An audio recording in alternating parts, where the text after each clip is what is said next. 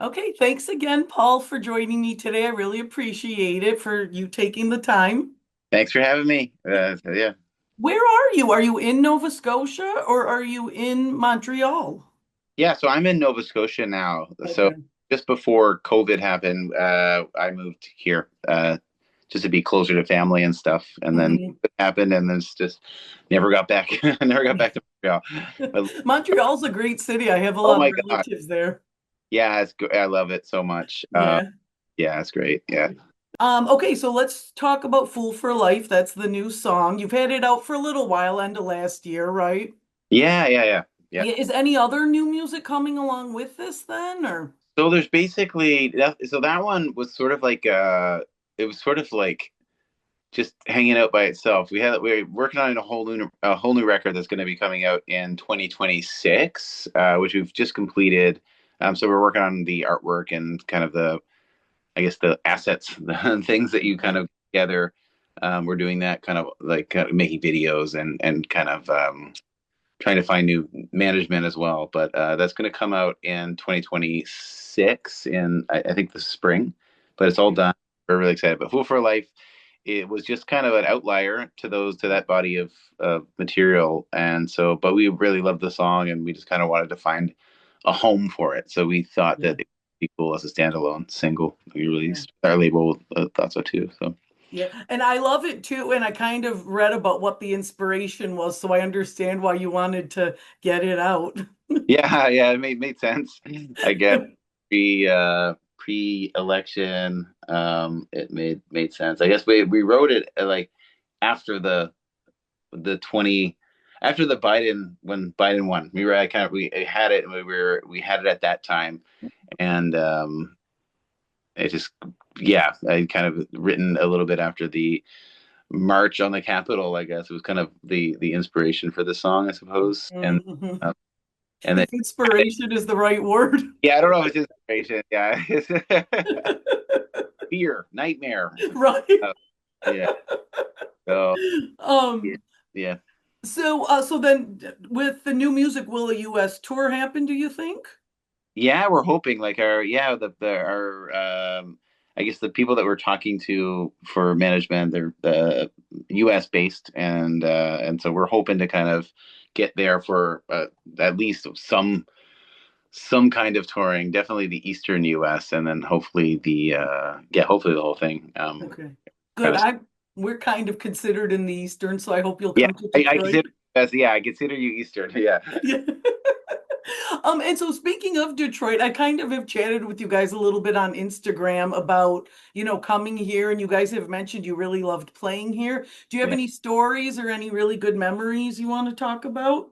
I guess it's just we played there a few times. Probably our favorite show we played, I believe, it was St. Andrew's Hall, Hmm.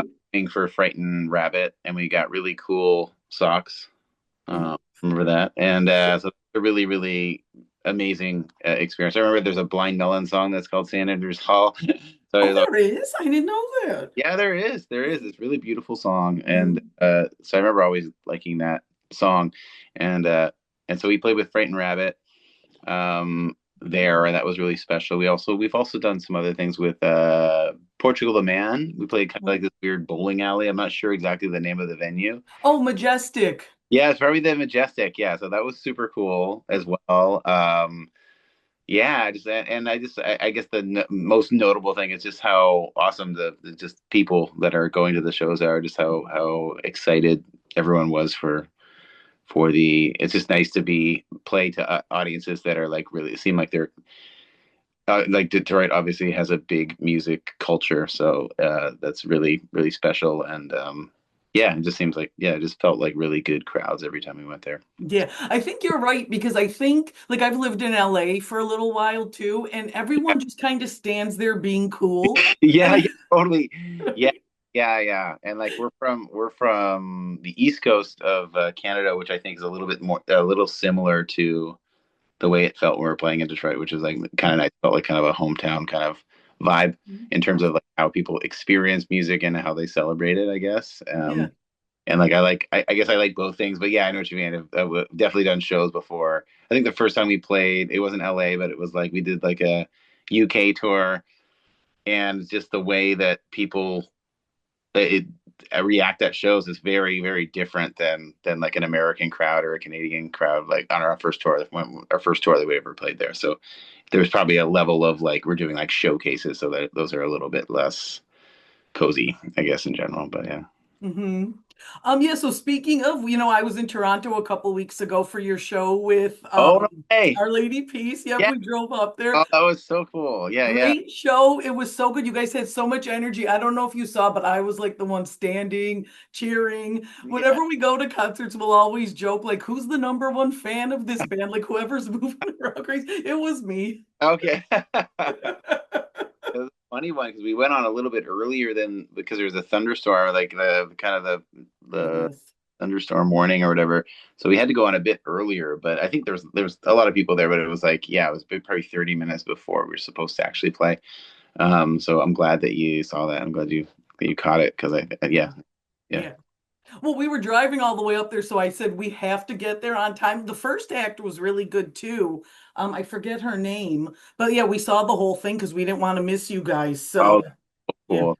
Yeah. So I'm always curious about this though. That was a shorter show. I know you have longer shows too. How do you pick the songs for your set list and like compared to a short one to a long one? Right. Yeah. I guess the songs for that one, you're just kind of touching on all the different songs that per album that are like, oh, like it was all you're almost going like it's like a Taylor Swift thing. Like you're just going by your eras, I guess, at some level, where you're like just picking, like Orca. We did Orca. That's one of our first Mhm. songs that kind of did something for us in Canada anyway.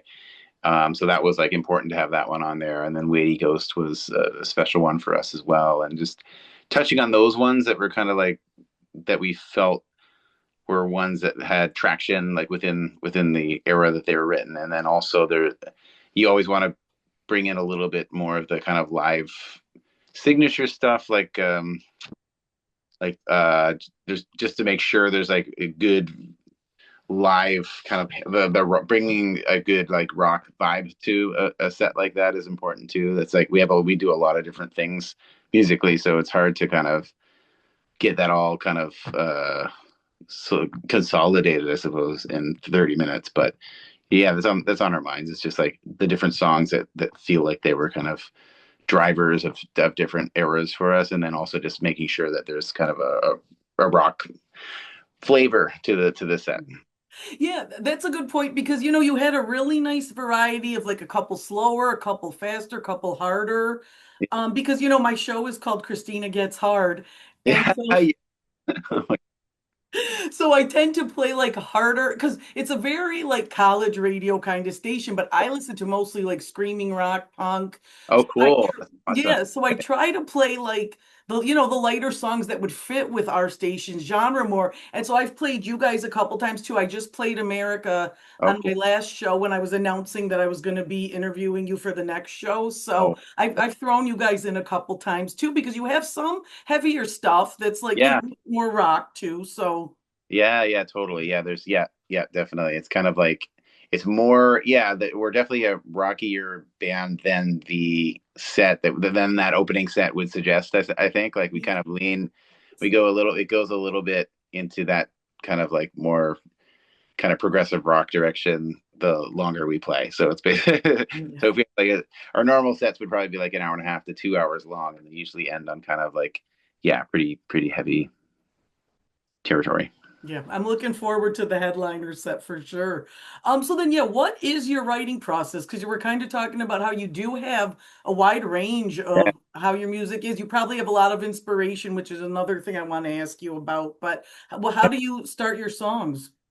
I think it's a combination. So like some of the songs are like kind of more like I'll have like a pretty fleshed out idea in terms of the lyrics and the chords and all that stuff, just the kind of song it is. But it's I mean there's some songs that are like that, but there's a lot of songs that come together. We'll have like maybe one guitar part and we'll work on it in the rehearsal space and it kind of like blossoms from there.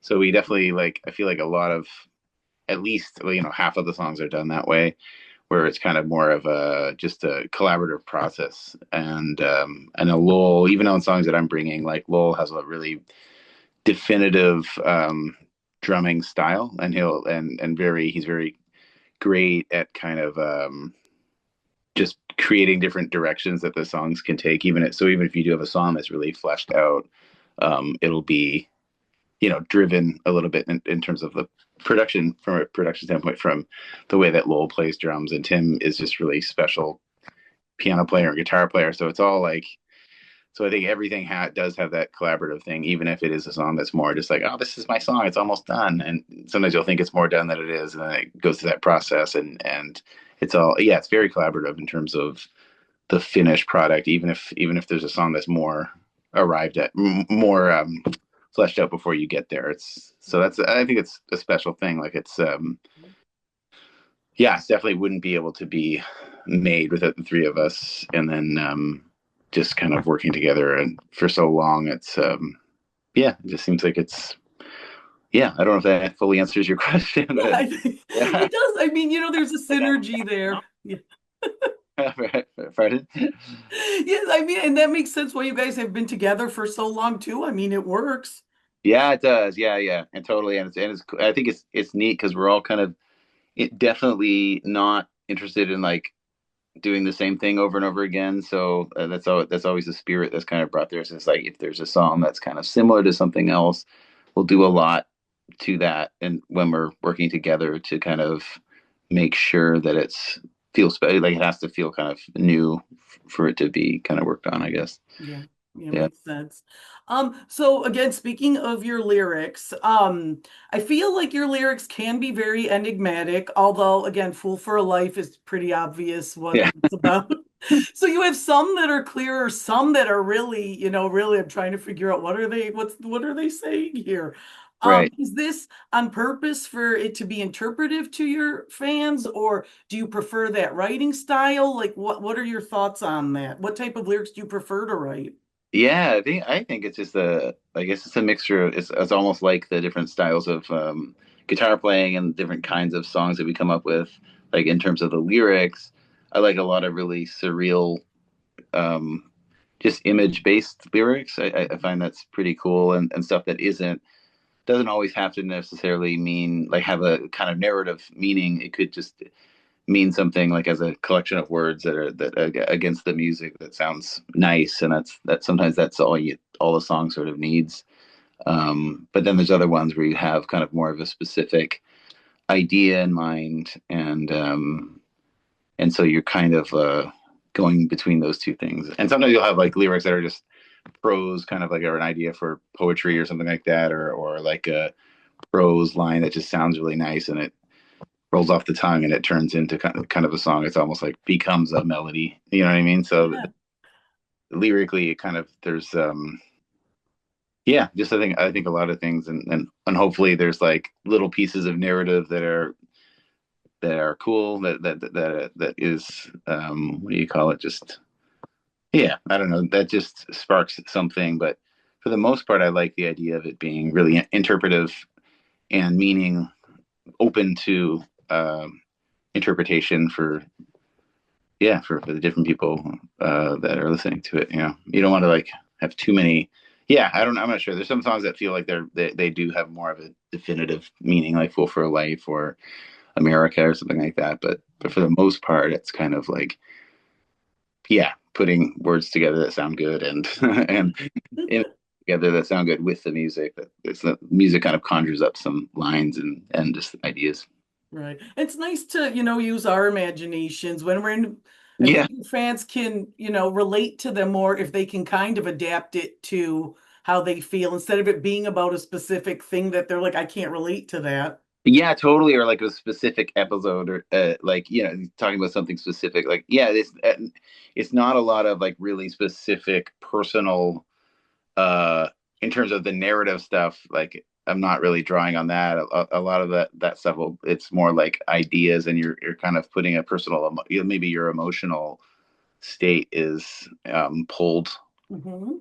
to the lyric. But yeah, I like the idea. I don't like songs that are I don't even care for the most part about lyrics. Like, you know what I mean? Like, it's just how it feels when you're listening to it, and Right. the image that you get in your head, and how it applies to you. Yeah, I think I like open songs for sure.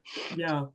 Okay, I'm going to dive into one song because one of my favorite songs is Beneficiary. Oh, I cool. can't even say it without like saying it the way you sing it in the song. I can't say the word anymore, just regular. Do you want to explain the inspiration for that? Do you remember? Was it a Yeah, specific? yeah, that one is one of the, yeah, that one's kind of a more of a specific one. Mhm. There's a writer. It's actually the main lyric comes from a writer, and I feel so bad. I think I don't know if I remember his name, but I think it's Peter Carey.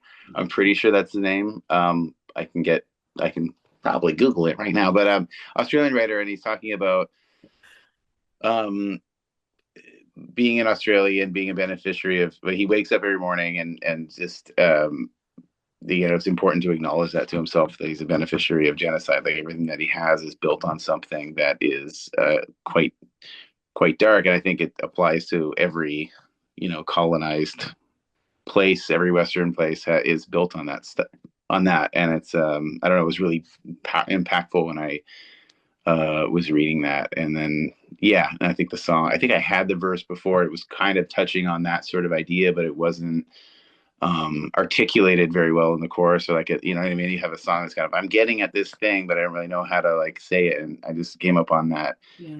Thought that was kind of a cool way to tie it all together. Yeah. Yeah, you said Peter Carey, right? You were right. Is that it? Peter Yeah, I Carey? was Googling it. Okay, good. I'm so glad that I remembered. But okay, so Peter Carey, yeah, he's an Australian writer. And anyway, yeah, that's where that came from.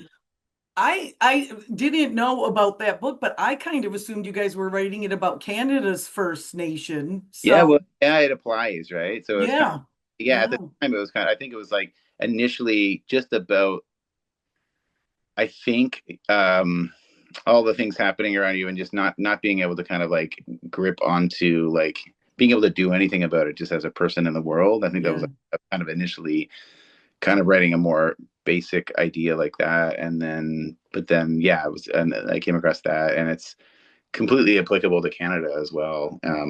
At that time, well, I mean, it's still ongoing. It's the beginning of the Truth and Reconciliation process. yeah. First time that it really came out as a really heavy duty text um, was around that time as well. And I think that that's an important thing. I don't know, when you think of all the things that are happening in the world, there's something that's happening like in your own country that's important to kind of like focus on that. Because that's, yeah, it's just it's where you're living, and so I thought that felt, yeah, so for us, that, yeah, that is what I took from it. Yeah. And what else I appreciate about it is because you are showing recognition and like understanding of your position. And so I think just even saying it shows that you care and like you acknowledge the Yeah, it's just like, position you're in. and it's just kind of a first kind of step basically of acknowledgement. It's so far from being like redeeming anything, but it's a True. something. And but it's funny because we got a lot of like people that were very upset about that song, which is funny. Like within Canada, they were pretty upset about just even that concept, I guess, at the time, and probably even still now. Yeah. But yeah, Well, yeah, that I mean, you know how it's going here too. That does make people angry, but the yeah, truth hurts, which is yeah, another yeah, truth, song. yeah, So exactly, total, absolutely. Well, it's just kind of, well, yeah, I didn't think that it was a very I don't know, like even just our label, everyone, like when we're doing the song, I don't think anyone thought it was this really complex statement. Like, you know what I mean? It's not like it's like just an acknowledgement. Yeah. yeah, yeah. So you guys, you've been playing music since the mid 90s. You've been Wintersleep since 2001. What keeps you going? What do you guys do for inspiration? I mean, obviously you talked about the synergy you have. I could see how inspiring that is. Like, what else do you guys look for when, you've been doing it so long? I don't know. I guess I just write songs all the time. It was like from an early age, it was just always something that I did like as a hobby, just as not even a hobby. I think it's just a meditative thing that you just do every day. You know what I mean? So it's kind of, and I think everyone in the band has that same kind of like very personal thing about like sort of daily routine. Part of our everyday life is just like writing songs, and then just to find people that you can do that with is extra special. You kind of because it's sort of it generates more ideas if you have other people that you can share those songs with, and you kind of yeah. So it's sort of like yeah. I think that's I think in terms of working with a group that's like that keeps the relationship really good because you're just kind of always kind of trying to progress forward. And like I said earlier, it's like everyone's wanting to kind of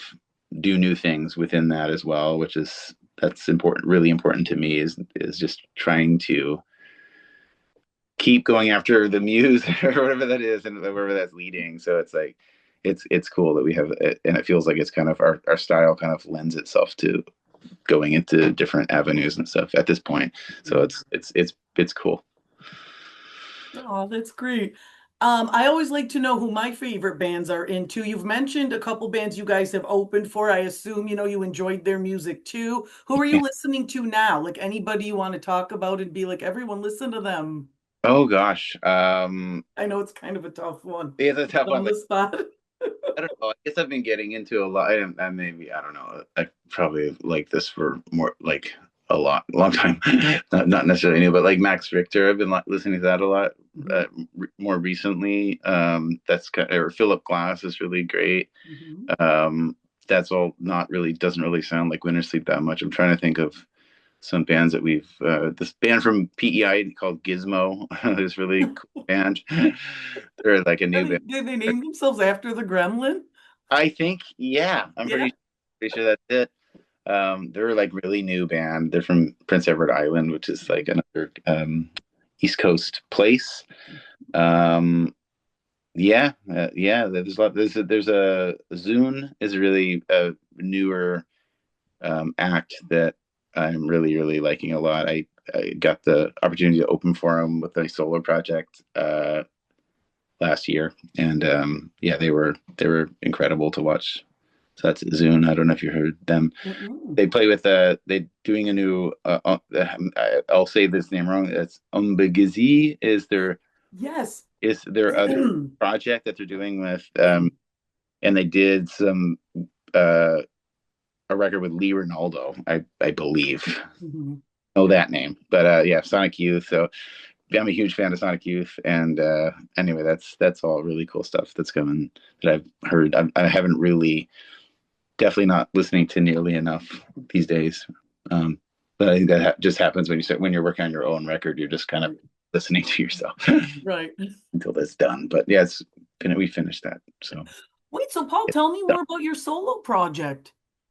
yeah. Oh well, that's just it's just I do write lots of songs. So there's I just have that's another outlet. It's called Post Data, Mhm. and I do stuff with that as well. Kind of like for it sort of off and on, I guess. Like I did a record 2 years ago with Post Data, and yeah, it's just that extra songs and a different outlet. Yeah, Mhm. Oh, cool. I'm definitely going to look into that too yeah, then. yeah. Totally, that'd be great. That'd be awesome. Yeah. Okay. Anything else you want to say before we wrap this up? Um, no, I just excited, and I hope we can come back and play Detroit really soon and play America everywhere, basically. Yeah. But yeah, we will. We'll definitely do. We'll definitely do like I said, Detroit's part of it, Eastern U.S. in my mind anyway, Yeah. and hopefully more than that. But like New York, Detroit, and Philly, and places like that, we'll definitely want to do that. Thank you so much for speaking with me. I've really appreciated it.